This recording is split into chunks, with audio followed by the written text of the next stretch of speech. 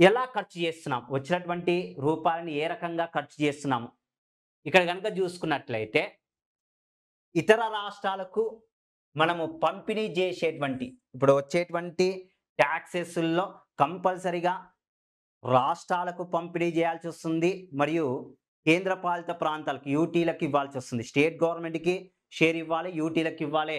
ఎంత పర్సెంటేజ్ ఇస్తున్నామండి అంటే 22%.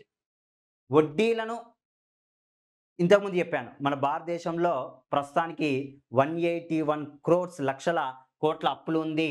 వాటికి ఇంట్రెస్ట్ పేమెంట్ 20% ఇవ్వాల్సి వస్తుంది. 20% అనేటువంటిది ఇవ్వాల్సి వస్తుంది. కేంద్ర ప్రభుత్వ పథకాలకు 16% ఇవ్వాల్సి వస్తుంది. ఇతర ఖర్చులకు 8%. నెక్స్ట్ కేంద్ర ప్రభుత్వము స్పాన్సర్‌గా ఉన్నటువంటి స్కీమ్సెస్‌కి మనకు కేంద్ర ప్రభుత్వము నిర్వహించేటువంటి స్కీమ్సెస్‌ల్లో 3 రకాలుగా ఉన్నాయండి. Okay. Core of the core schemes అంటే 60% కేంద్ర ప్రభుత్వం ఇస్తుంది. రాష్ట్ర ప్రభుత్వం 40% ఇస్తుంది. అలాంటి స్కీమ్సెస్ గురించి 8% ఇవ్వటం జరుగుతుంది. ఫైనాన్స్ కమిషన్ ఆర్థిక సంఘము ఇతర రాష్ట్రాలకు ఎంత పర్సెంటేజ్ ఇస్తుందండి అంటే 8% ఉండగా, మన రక్షణ రంగానికి 8% ఇవ్వటం జరుగుతుంది.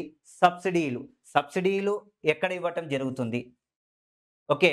సబ్సిడీ విషయంలో గనక చూసుకున్నట్లయితే ఏ అంశాలలో సబ్సిడీలు ఇవ్వటం జరుగుతుందండి అంటే ఆహారానికి మేజర్‌గా మన ఇండియాలో ఫుడ్ గ్రెయిన్స్‌కి రేషన్ కార్డుల ద్వారా ఇచ్చేటువంటి సబ్సిడీ.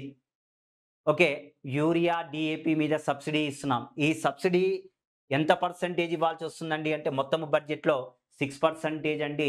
రిటైర్మెంట్ అయినటువంటి ఎంప్లాయీస్‌కి ఇచ్చేటువంటి పెన్షన్స్ ఎంత పర్సెంటేజ్ కనపడుతున్నాయి మన బడ్జెట్‌లో అంటే 4%, 4% కనపడుతుంది.